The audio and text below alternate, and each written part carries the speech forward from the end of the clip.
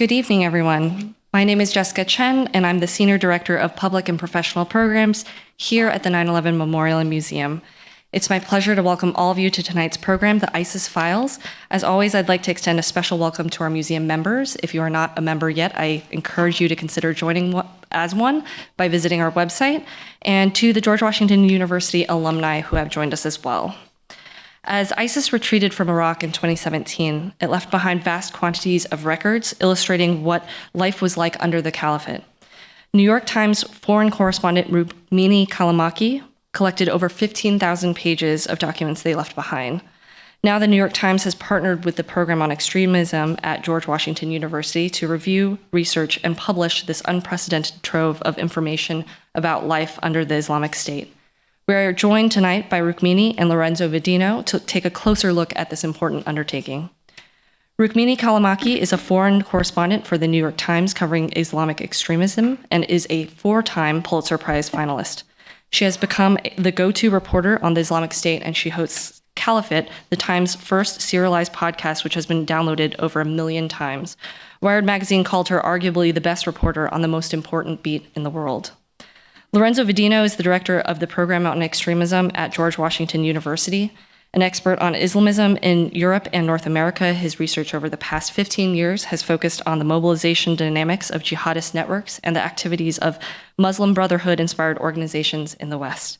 He has testified before the United States Congress and other international parliaments, and he regularly provides commentary to media outlets such as the New York Times, CNN, and the BBC, to name a few. With their combined professional experience and considerable expertise, we are truly fortunate to have both of them here tonight to share their insights with us. We at the museum are also especially grateful to the George Washington University's program on extremism, whose experts have collaborated generously with us now on a number of public programs since 2016. To open the program, Rukmini will give us a short presentation on her work collecting the ISIS files.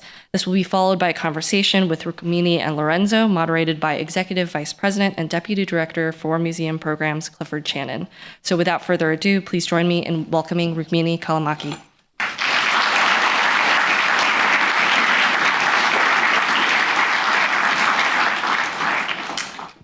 Thank you, Rukmini. That was fascinating. Welcome, everybody.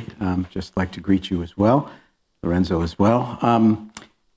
You talk about this vast number of pages found at random. Talk about the mechanics of gathering it, getting it out, and bringing it to George Washington University. And at that point, Lorenzo, I'd like to ask you what you thought when these documents showed up on the door. But please, Rukmini. Is this on? Yeah. Yeah. So the mechanics of it. When I was in Iraq, I was always embedded with Iraqi troops. As a foreign reporter, you can't go to these areas without being on an official embed. Before every embed, you meet with the officer who is in charge of that unit. It's typically a general, sometimes a colonel, sometimes a captain, but usually a senior officer. And they want to know what your objectives are. So most of my colleagues were asking to get as close to the violence as they could because they wanted to have the most dramatic images or the most recent information about ISIS. I was always asking for the same thing, which is I want to go to the buildings right after you've cleared them, and I want to look for ISIS documents. They were initially a little bit puzzled, by this. They didn't see what the big fuss was about these records. But over time, I gained their trust. And so in area after area, what I would do is we would wait for a neighborhood to essentially be taken back. Iraqi forces and typically their intelligence units, and I'm assuming our country's intelligence, would go in ahead of time and take what they thought was interesting. And from what I can tell, those people were ripping out the hard drives of computers and were looking for records that included names, which is not that interesting to me. I was looking for the governing records. And I would be allowed to go in essentially in the second or third wave. The officers in question would assign 1 to sometimes 3 or 4 soldiers to accompany me, and they would go ahead of me. I was always under instructions to walk directly in their footsteps because the biggest danger was IEDs, and they would help me scour the area and look for these records, and I would show up with garbage bags and literally pick them up and take them away. Glad trash bags are my favorite bag. I then spent We spent weeks in Iraq trying to scan them in situ. And I mean, at one point there were 3 of us in my hotel room in Erbil that spent close to 2 weeks just trying to scan them on our phones, and it was impossible. It was impossible to finish it. We ended up bringing the documents back to New York, and it took in total, I think, 6 weeks of a group of people, 2-3 people working almost full time, just to be able to digitize, I would say, 90% of the trove. I spent months translating them and working on my story. And as we were getting closer and closer to publication, my first thought was I really had hoped that the New York Times would create a digital archive of their own. And I went and barked up a number of different trees at the New York Times, the graphics department, this department, that department. And what came back is that this is just not the role of a newspaper. We're not archivists, we're not historians, and we can't just dump these things. You know, I kept saying, well, why can't we just create some place to put them?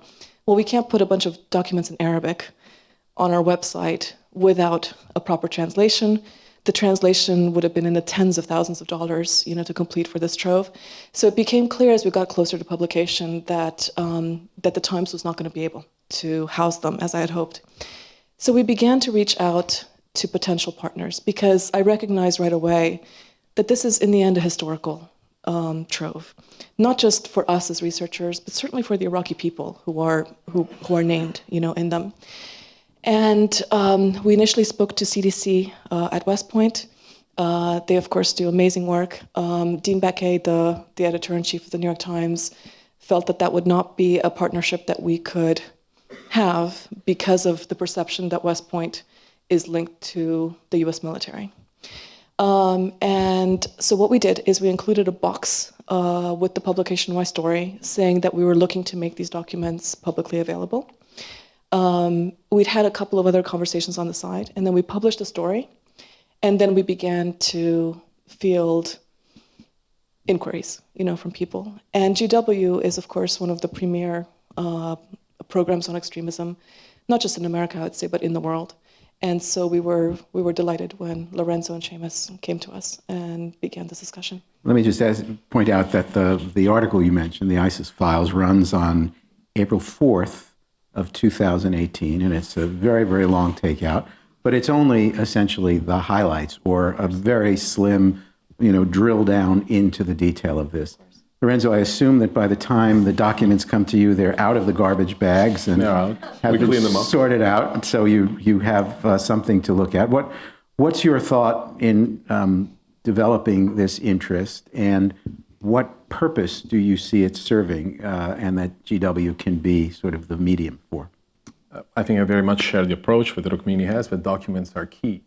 I run a center that is fairly new. We're 5 years old, but I think we've specialized in looking at documents. With a different angle. For us, it's always been the ISIS-related mobilization in the States. I came here to speak in this venue a few years ago, presenting our reports on ISIS in America, and the core to us has always been the documents, primary sources. So we love documents, and we do see that this approach is invaluable, whether you're looking at the domestic mobilization for ISIS or places like Mali or Iraq. We immediately understood the importance for an academic institution to be preserving what is invaluable information, to make that accessible to the public. I think we found a very valuable and like-minded ally in the GW library, which of course brings their own archiving expertise. And the idea, the philosophy behind it is exactly like we have repositories of documents of other moments, tragic moments in history, from the Rwandan genocide to the Holocaust Museum, different entities that collect the information that is so crucial in understanding a certain phenomenon. We felt that it was crucially important for us to be involved in that effort. It was a privilege to do so, and I really want to thank Rukmini for that. Now, of course, there's different aspects in that project. The first one is the technical, the digitizing, which in itself is not very easy to do. Then, of course, the second part is translating all this information. The goal of this project is within 2 years to digitize, translate, and then publish on a website all the 15,000 documents that Rukmini collected. And what we also want to do, of course, is accompany the release of these documents with an analysis. It would make no sense to just put the documents on the website with no contextualizing, with no explanation. So what we are trying to do is put together a team of experts, some of the best in the field. You mentioned Cole Bunzel, who's here, and a few other scholars, whether in the West or from Iraq, to basically analyze the documents. There's different categories. I mean, as we saw, there's some documents that talk about the economy. There's other documents that talk about education, how ISIS was running an education system. There's documents that have to do with the military side of things. So different categories, different reports we see analyzing those batches of documents and being released over the next couple of years.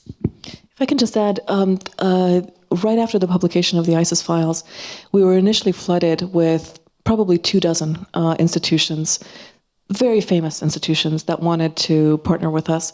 And one of the things that stood out about GW is that they completely understood the public service aspect of this trove. So many of the other discussions we had were with academics who wanted them for their own research or for the research of their students, and hadn't really, spent much time thinking about this being a public archive, and specifically hadn't thought about the Iraqi and the Syrian angle.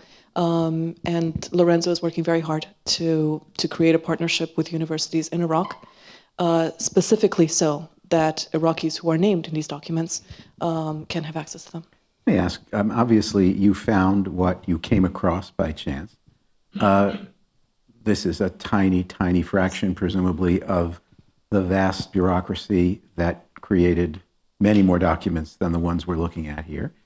Are you aware of any effort, which would presumably be in Iraq, to gather these more mundane documents, not things of intelligence value, but things that essentially paint a daily life picture of what the Islamic State was and perhaps what it could be if they have their wish? I am not. And in fact, one of the things that we discovered as we were searching these buildings is that Iraqi forces, after the papers were searched over by their intelligence agents, were actually burning them. And they're not doing this, to be malicious or whatever. It was part of, I just think, this effort of ridding the landscape of ISIS. And so it's actually the opposite. The documents were being destroyed. If the slide presentation is still up, I would love to play an audio clip. Henry, can we get it back up? Let me see if I can get it. Sorry, let me just set this up. You're going to hear three voices here. Me, Hawk, who's my translator, speaking English, and then you're going to hear Iraqi troops that welcomed us as we arrived at a building that was a church, that in fact had been the seat of Diwan al-Ghanima, which is the Ministry of War Spoils of ISIS. And they explained to us... War Spoils, just yes. So everybody understands. Yes, Ministry of War Spoils. Hawk he's initially struggling to translate it, so I think he calls it the booty church. Different problem altogether. But you'll hear the response of the Iraqi troops when we get there. He says sometimes he says you're the first guy, the first people to ask about documents. So every time we find some documents, we just burn it. Oh my God! No, are you serious? You burn it?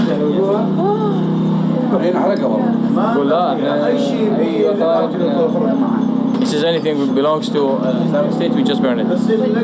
Tell him you can learn so much more about this terrorist group by looking at these documents. وده نسوي دراسات على الطريقة التنظيمية مالتهم، شلون هيكلية الدولة الإسلامية. هيكلية كلها عندي، أجيب لك إياها من نظر مقاتل الروالي. تفاصيلهم كاملة. مو لازم من خلال كتب رسمية. أيوة ذاك رسمية موجودة. ياخذ الكنائس. لا. هاي كان خارجية. هذا التصوير تصورها. هذا يسمى الغنائم لهم. الله يعينه.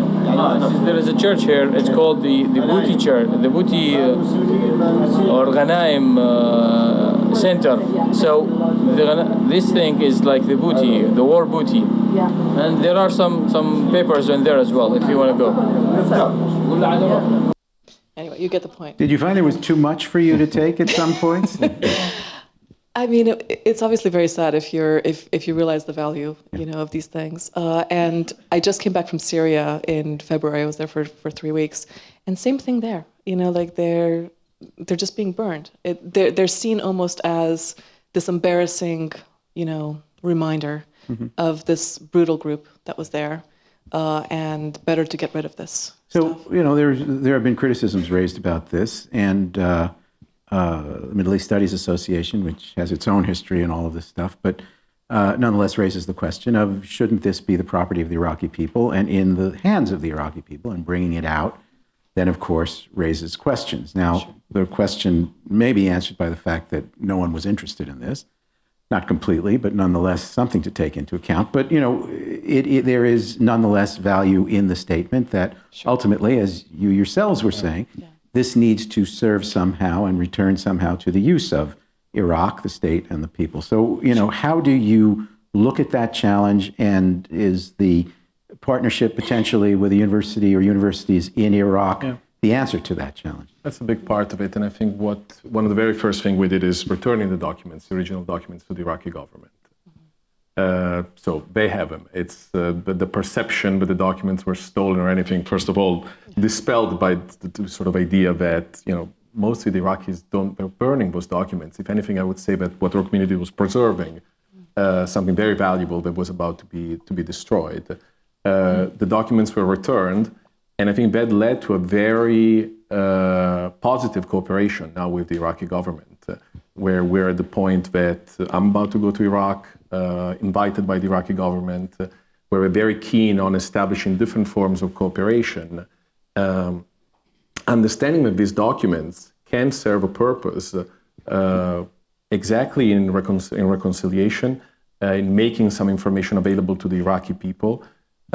Keep in mind also that, and the event that we had earlier today, not everybody in this room knows, but before the public event, we had a workshop with around 20-25 people, mostly experts in the field. I want to thank everybody that participated, with the idea of getting input on how to do this ethically, how to handle these documents. So we're going to be spending basically the next 12 months doing this kind of research, trying to get tips from people who have been working on this, who have longer experience than we do, on how to handle these documents ethically. What do we publish? What do we redact? What do we not redact? What are the legal and ethical issues that can arise in doing this kind of work? So we're not taking this lightly. Some of the criticism, but not all of it, to be honest, but some of the criticism that have been leveraged are points that we were considering. And they're fair points to be looked at, and we are doing that. So I'm very comfortable with where we are, the kind of work that we're going to be doing over the next 12 months in handling this. It's work in progress. There are certain issues which are very difficult to sort out. What we want to do is do something that is useful to as broad as possible the range of stakeholders. And again, this is done very much with the support, indirect support, of course, of the Iraqi government. So I'm very comfortable with that.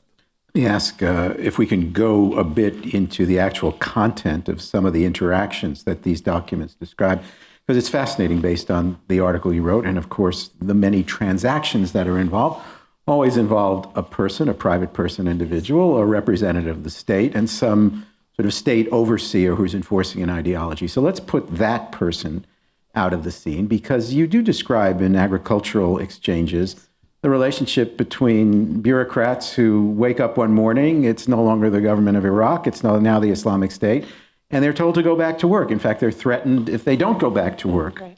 And they are now running transactions with Iraqi farmers or merchants or whatever it is, and all of a sudden, the context has changed entirely, but the basic transaction has not changed. Right. And so, how do you look at the dynamic that the documents reveal? Is this something where people are trying not to support this? Do they have no choice? Or do they essentially give in to the new order that they're dealing with? So there's a couple of things that come through. Number one, it's clear that ISIS built its state on the back of the state that was there before. Basically, they took the existing Iraqi government structure and put their people at the top, put an emir from ISIS at the very top, but they kept the civil servants in place if they were Sunni. So of course, Shias, Christians, Yazidis were immediately chased out. But if they were Sunnis, they were immediately ordered to go back to work. That doesn't sound very revolutionary until you think of what we as the American government did in 2003 when we went into Iraq, and when instead the coalition passed an order that essentially dissolved the Ba'ath state. And that decision is one of the decisions that has been blamed for the chaos that followed, because all of the people that were the bureaucrats were suddenly out of work. They became the fodder of the insurgency much later, and the Iraqi state very nearly collapsed. And still hasn't recovered. And still hasn't recovered. So that's the first thing that you see. So for example, when you look at ISIS's Ministry of Agriculture, it's basically aping the rituals of the Iraqi Directorate of Agriculture, down to the head of this office, the head of that office. They haven't changed. So I'm looking at documents that are signed by the Islamic State's Ministry of Agriculture, director of the Sahel office, and I'm assuming that that person is an ISIS member. I go to the police station after finding these records and ask them, what they know about these people, and they're like, "Oh, yeah, this guy still lives here." And I'm like, "How does he still live here?" "Oh, he was a civilian. He was basically just an Iraqi agronomist who was forced into the service of ISIS." And I actually was able to go and find these people who have signed ISIS forms, who basically just became bureaucrats under duress for them. So that's one level. But then, of course, there are the war crimes. So, for example, in the area of land management, one of the policies that ISIS passed was that any land belonging to Yazidis, Shiites, Christians, apostates, which by that they mean Sunnis who have collaborated with the military service or the state, and the last category was Sunni people living outside the Caliphate. Anybody in those categories, their property was for the taking. So you suddenly see document after document attesting to essentially ethnic cleansing, where Sunnis who have been left behind and who are now working for ISIS are going and seizing the farmland of a Shia, the orchard of a Christian, the home of a Yazidi, and giving it over to a fellow Sunni. And that's where you see the complicity with the Islamic State. So this is essentially a documentation, the paperwork of the mechanics of whether it's ethnic cleansing or simply war spoils is another way that they had identified it in a positive sense, they believed it was. Right. I wanted to sort of step back because there's so much still on the latest news about all of this. So the Islamic State, such as it was, no longer has the territory that at its peak in this documentation, it was in charge. I'd like to ask both of you, this doesn't go away. It seems to morph. Before there was a state, it was a movement towards a state. Now that there's no state, what is it a movement towards? Because the one thing that seems consistent is it's a movement of some kind or another, whether it's holding territory. Yeah. So how do you assess the current state and the threat as the Islamic State represents it? And we'll talk about its relation with Al-Qaeda after that. So I spent 3 weeks in February in Syria. I rushed there with my hair on fire at 6.5 months pregnant, thinking that the last village under ISIS rule was about to fall. I was told that it was going to fall within 2 or 3 days and that I was going to miss it. And I ended up staying 3 weeks until I was almost 7.5 months pregnant, because this village that was the size of Central Park just refused to give up. And among the work that I did there is I found documents in basically the second and the third to last village to fall, a place called Marashida and a place called Shafa. And what's interesting in those documents is that they are dated from January of 2019. Some were dated February of 2019, so right now. And they still showed the ministry structure of ISIS working. We went into an ISIS hospital, and they had prescriptions that were still being issued on ISIS Ministry of Health stationery. that they're still issuing, even as they've lost everything around them. They're still going through, the rituals of this bureaucracy. That to me shows that the bureaucracy was really important to them, and I don't know in what way they're going to carry it forward. But the group was still structured and organized. It hadn't fallen apart. The second observation I would share is that yes, now this last village has finally fallen. But when I was driving back and forth to the front lines, we were going from the northeastern part of Syria. The kind of the place that you leave from is a town called Hasaka. And you drive 100 miles south to past the village of Shadadi to a place called Omar oil field, a famous oil field that ISIS took over. And from there, you drive to the front lines. This 100-mile stretch of road had been liberated in 2015 and 2016. So it's been liberated for years. It was so dangerous on this stretch of road because of insurgent attacks by ISIS, IEDs, ambushes, targeted assassinations, that my drivers were more afraid to go on the liberated stretch of road than they were to go to the front lines in the village of Baghouz. And I think that points to the future of ISIS. What we had before was ISIS was in a specific address. We knew where they were. There was a front line. They shoot at you in front of this front line, and behind you, technically, you are safe. But now it's like the hornet's nest has been kicked. And they're everywhere and nowhere. And these areas that are technically liberated are not safe. They're not safe at all. There was an IED practically twice a week on this road when I was there. And that's what liberation looks like. So you have an insurgency now, which in some ways is actually harder to handle than a sort of conventional fight on the front lines. I think let me expand it more on a global level. I think the analysis on Syria and Iraq, I'll leave it to Rukmini, but I think what we're seeing globally is that the different entities that either ISIS created or for the most part co-opted or entertained some kind of relationship globally are still very much active. Every theater would deserve a separate analysis, but from North Africa to areas from like Sinai. Rukmini had a great story over the weekend about Congo and the presence of ISIS in Congo. Interesting, some of the very materials that she collected in Iraq actually were found on a dead ISIS militant in Congo. Two places like Southeast Asia, to Afghanistan. We don't know exactly what happened in Sri Lanka, but of course there's speculation there was some kind of connection to ISIS. I think it's premature to call it. But I think we do see these entities, again, with different levels of connectivity towards ISIS. In some cases is fairly operational. In other cases, purely inspirational. But they are still very much active. They all work on the local dynamics. They exploit the local circumstances.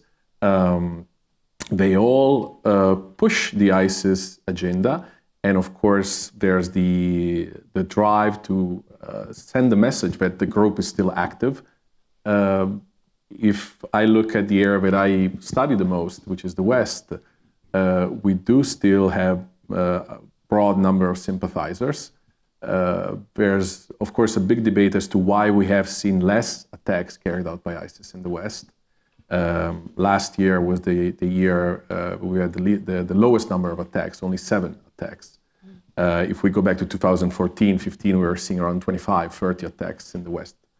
That is not to say that, again, most individuals who are inspired by ISIS are not trying. We have seen a fairly high number of attacks have been thwarted. That also applies to the United States as well. We do see that we have still very charismatic individuals in certain recruiting pipelines that are very much operational. And of course, even though I do think that it's to some degree a bit overblown, the whole idea of returning foreign fighters, it is very much of a dynamic that needs to be taken into consideration. So the message is still there. It's still very much available online. It is still very much resonates with a fairly broad constituency in different parts of the world. My concern is mostly with the reaction from us, from the West. I mean, to some degree, I think it's reminiscent of what we saw around 10 years ago. when there was sort of a conjunction of events. Bin Laden was killed. It was the beginning of the Arab Spring, which, of course, at the beginning at least, looked like something very positive as a development. There was a bit of fatigue, I think if it's fair to say, but after 10 years of war on terror, by 2008, 2009, 2010, we hadn't seen major attacks. We kind of got used to seeing one or two successful attacks in the West, not of a very big scale, a couple of attacks outside the West. Basically, everybody saw the phenomenon in decline, and we had this lowering of attention, which to some degree one can argue with is what led to the international community lack of interest in the rise of ISIS at the very beginning. So I think to some degree, again, we are at the end of another decade that has been very intense from this point of view. And there is this sense of fatigue and maybe this sort of illusion that, well, the Caliphate is no longer around, so terrorism is not, ISIS or jihadism in general is no longer a priority. And I think that's potentially very dangerous. What's the relationship between the disappearance of the physical caliphate and the continuing appeal of the idea that there ought to be a caliphate? Is the fact that the caliphate existed an incentive to try to reestablish it? It doesn't strike me that this is seen as a defeat by the people who believed in it then and would presumably continue to have those beliefs. Meaning? I think two kind of contradictory thoughts. On the one hand, the physical caliphate was obviously the biggest draw for the tens of thousands of people, 40,000 we estimate, that traveled from foreign countries to join ISIS from, I believe, 100 different nations around the world. So that's gone. And so that recruitment message is no longer working. But at the same time, if you look at their own internal messaging, they've been preparing for this for a long time. They've been getting their cadres, their troops ready for this defeat. And the examples they pull out is that Abu Musab al-Zarqawi, who was the founder of Al-Qaeda in Iraq, he died. He never saw the actual caliphate, and yet the group that he founded reached heights that he never would have assumed, and so on and so forth. And so they see this as, I think, a setback, but part of this historical march that they believe that they are a part of. Lorenzo, is still an aspiration? Does it matter that the physical caliphate has been removed for the moment in terms of the motivations and the inspiration? I think to some degree, yes. I think it's very true that the hardcore supporters do believe that this is simply God testing his followers, and it's the normal tribulation. I mean, of course, everything that ISIS does is always framed to religious or pseudo-religious frames. So exactly like the Prophet Muhammad suffered setbacks, and his early followers suffer setbacks. This is normal, and it should be cherished, if anything. I think when you go to potential supporters, that enthusiasm has dwindled to some degree. That is not to say we don't have supporters. I think if you monitor certain spaces online, you do see that there's a bit of doubt in certain quarters. Dabik was supposed to be this legendary battle where ISIS would stand up to the unbelievers, and it didn't really happen. They kind of fled pretty fast. There's unquestionably the success of controlling land, of establishing the caliphate, had such an impact on a lot of people, many of which maybe didn't even have thought about it, had no sympathy for jihadism before, but it was such an emotional pull at some point in 2014-15. And I think the fact that it has disappeared in that way has diminished the pool of people who are attracted to the ideology. How do we layer the Al-Qaeda question into this? Because the theory has been, one goes up and the other goes down on a seesaw, but as circumstances change, does it come down to the shared belief that, whether the groups split politically or not, they are fundamentally directed towards upsetting the order of the world and establishing a very different kind of rule? So where is Al-Qaeda at this point, watching the caliphate physically disappear? Different views. So this is one of the questions that splits analysts into two big camps here. It's a vicious fight on what is the relation between the two groups. I'm more of the belief that while unquestionably when it comes to leadership, there's rivalry and animosity between the two groups, when it comes to the grassroots, it's not that big of a problem, meaning that there's a certain fluidity and people go from one group to the other. And two examples to that is how many ISIS fighters have joined Al-Qaeda-linked groups in certain parts of Syria now. And the second piece of evidence is basically listening to most jihadi wannabes in the West. And to them, they don't care about ISIS. To them, they want to join a jihadist group. And that was particularly evident in 2013, 2014, where you had a lot of this spontaneous traveling with people who had no connections whatsoever to any jihadist group. They would just pick up and go. And whatever group they could link up with, they would have joined it. It's one of the things that puzzles me, but I know that other people do, and probably other people in this room would disagree. There is that fluidity. There's since we're in New York, I'm thinking of, as a good example, the manifesto that the New Jersey bomber put out after carrying out his attack in New Jersey. The Chelsea bomber. Chelsea bomber. Yeah. He was from New Jersey. And in the first page, he quotes his inspirations. And guess what? Half of them are ISIS, half of them are Al-Qaeda. There's Awlaki, who's sort of the big glue that brings everybody together. There's Bin Laden, there's Baghdadi. And I think a lot of analysts were puzzled. How could it be the two groups are fighting one another? Yes, they are. And unquestionably, there's competition between the leaders. But if you are somebody that believes in jihadist ideology, you don't really care about which incarnation of the ideology you want to follow. If anything, you're kind of annoyed and frustrated that there's not a united front. You find these petty squabbles between the leadership counterproductive, and you just want to join a group. Where the two groups gonna go? That's anybody can have a different analysis. But I'm not one that would be shocked by some kind of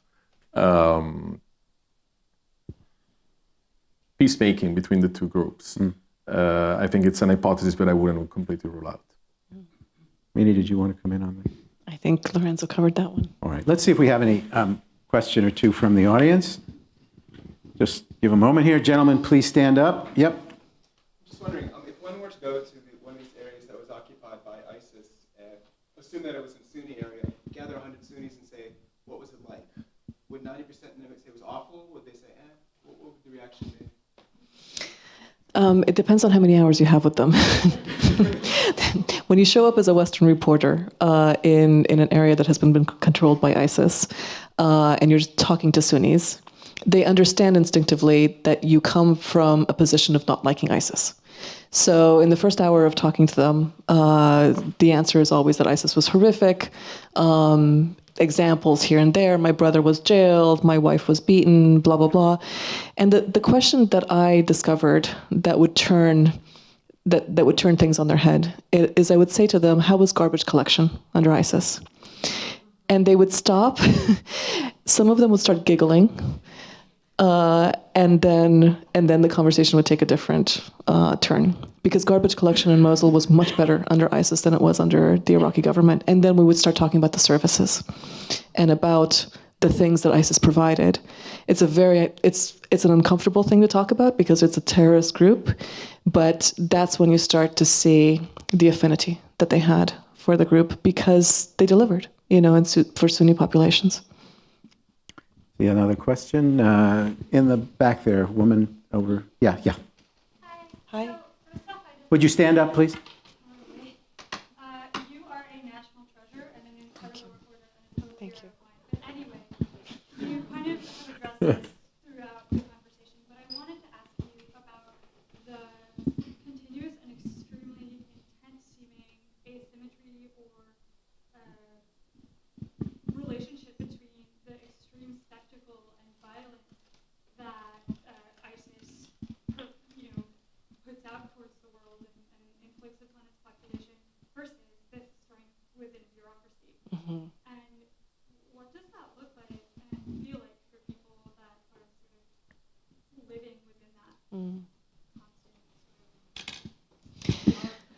Yeah.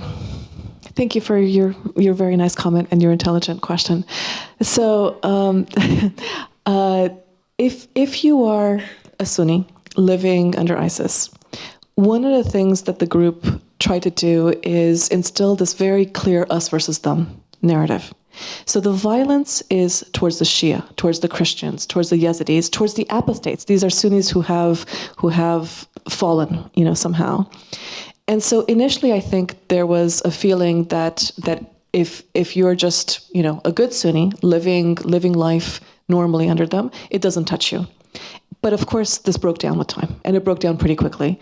As soon as anybody crossed them, ISIS would find a reason to torture that person, to throw them in jail, to kill them. And this is where the resentment grew. But initially, the spectacles of violence, all over Mosul, they would have what they called media kiosks, where on a large screen, they would project their most famous execution videos, the James Foley beheading, the burning of the Jordanian pilot, images like this. And they were there for people to see and to consume in a way that you might go to the cinema. And I've spoken to people who have gone there, children who have gone there, and the feeling that they had was that they were not looking at something that affected them. They're looking at the killing of their enemies, at the enemies of Islam. So I think this is how they justified it internally. But of course, with time, it fell apart because as they became less disciplined and started to suspect their own Sunni population, the brutality turned inwards, and that obviously turned people off. Sure. Another question, ma'am. Thank you very much. Hi, ma'am. Again, I really want to commend you for the work that you've done. Thank you. But what I'm astounded by is the comment that you made when you were reflecting on your own story, by saying that what was happening, whether it was in the State Department or defense or wherever else, that this kind of analysis was not taking place, and I find it incredible. And I know that the same thing, much of it happened also with the Taliban in Afghanistan. Right. Initial naivety of saying that Taliban is gone. We was the expression that I heard when I was. So I just can you, any one of you there, reflect on is there something that is going on perhaps that we're not privy to? Certainly the security institutions, intelligence, everything. I find it astounding that troves of paper. Yeah, I do too. I do too, really. Yeah. And Yeah. that there isn't more than 5 lives. That to me is incredible. So I just want to I can't believe it. It's taken me years to wrap my own head around it, and I don't completely understand it. But I think there's two vectors at work. One is things like the Abbottabad files, which, if you go and read the Abbottabad files, and they were finally, I think, declassified. Was it last year? Yeah, last year. You see the very things that I was learning in Mali. You see letters between Osama bin Laden, detailed letters between him and his affiliates, talking about the minutia of should this person be the number 3 in the organization that we have in Libya, and Osama bin Laden weighing in on it. Right at the same time that reporters are being told that he's a lion in winter, that he's isolated, etc. So I think one vector that's at work is that the people who get this intelligence are not even sharing it amongst themselves. I've spoken to different branches of intelligence in America who did not have access to the Abbottabad documents. So that was guarded very closely by one group. And even within the US government, it was not shared. But I think the other very big vector is politics. And that is that there's no administration that can come and that can look like they were weak on terrorism. We saw this with the Obama administration in his final speech in Chicago, where he's touting all of the things that have happened during his 8 years in office. And there was a throwaway line where he said, "No international terrorist group has targeted the United States in my time in office." The only way that statement is true is if you fail to understand that a person like Omar Mateen, who shot up the Orlando Pulse nightclub, that if you think of terrorism as only people from over there coming over here, that's the only definition of terrorism. But we've gone way beyond that since 9/11. People are now simply going online and entering ISIS's chat rooms on Telegram and on other apps and gathering the tools that they need to carry out terror in that group's name here at home. So I think politics is a big factor in that, where every politician wants to look like they have made progress. Right now, the rhetoric is that ISIS has been defeated. We've been hearing this from the White House time and again. And of course, it's not true. It's not even close to true. But that's what we're hearing now. And unfortunately, some people will believe it. One more gentleman all the way in the back.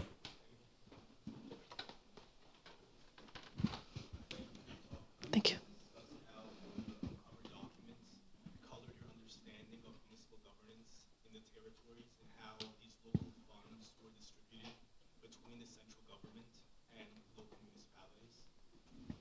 So how the collection of these taxes was distributed from the central authority to localities? To localities within ISIS's territory. I don't know that I have enough documents to answer that, but I have a couple of data points, let's say. There's one set of letters that were written by the guy who had the briefcase, who was the head of the trade division of the Ministry of Agriculture, and several people below him, where they're talking about the fact that a huge sum of money, I think it was like $500,000, had been deposited into ISIS's treasury from wheat and barley, etc., that had been cultivated in the Nineveh Plains, which is Mosul, and that it had not been picked up and cashed by the requisite offices that were supposed to benefit from that. And so you saw a transference there. So basically, wheat and barley that was being cultivated in the Nineveh Plains, that money was being used to finance the budgets of a bunch of other offices that were not in the Nineveh Plains. But I have a couple of things like that, but I don't know that I have enough to be able to intelligently answer your question. Thank you. So we have, 15,000 documents and many stories in them. Unfortunately, not the time to take them all apart. But, these are sort of remarkable resources, and we look forward here to continuing this work with you and with George Washington and Lorenzo and his colleagues to understand and get a fuller picture. In the meantime, please join me in thanking Rukmini Callimachi and Lorenzo Vidino.